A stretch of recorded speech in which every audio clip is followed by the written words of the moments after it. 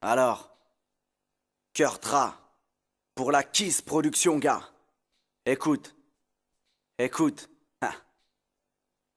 De ma famille, je suis l'aîné depuis 21 années. De rien, je n'ai jamais manqué. Merci mon Dieu, alhamdoulilah, d'avoir donné à mon père ce qu'il fallait, qu'il puisse élever ses enfants en toute fierté. Mais assez, son rêve a cassé le jour où nous sommes passés de l'autre côté. Mon petit frère et moi, sans se douter de ce qui nous attendait. Inintentionné, loin d'être impressionné, j'étais passionné, comme hypnotisé, inspiré par le mauvais côté. Que l'on me refusait, y à l'époque, j'étais goûté. Je voulais m'évader. Je n'aurais jamais pensé, y a tout le mal que j'allais faire subir à mon père.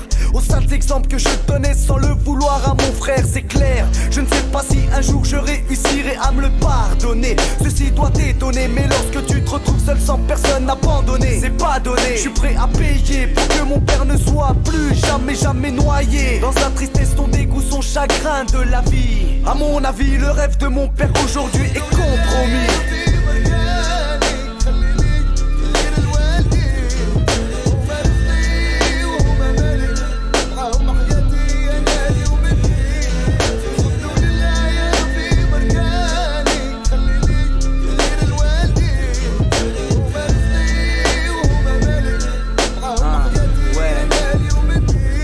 Ça fait 28 ans qu'il trime pour ses enfants, ne baissant pas les bras, donnant la charge tel un commandant. Les traits de son visage me rappellent celui d'un combattant. Comme un battant, je l'ai toujours vu fier, la tête haute, jusqu'au moment où il a eu le sentiment que tout s'effondrait, comme un éboulement. Et tout le temps qu'il avait passé à faire de nous des êtres sensés, nous on s'enfonçait, il y a de quoi s'offenser quand tu vois que tu ne fais que foncer dans ce fossé. Ses idées furent faussées par cet environnement hostile, ses efforts furent inutiles, car déjà trop tard, perdu dans le brouillard du doute, je suis revenu seul. Mon petit frère n'a pas su retrouver la bonne route. Tu comprendras la déception qu'a dû ressentir mon père ce putain de jour où ils ont emmené mon petit frère.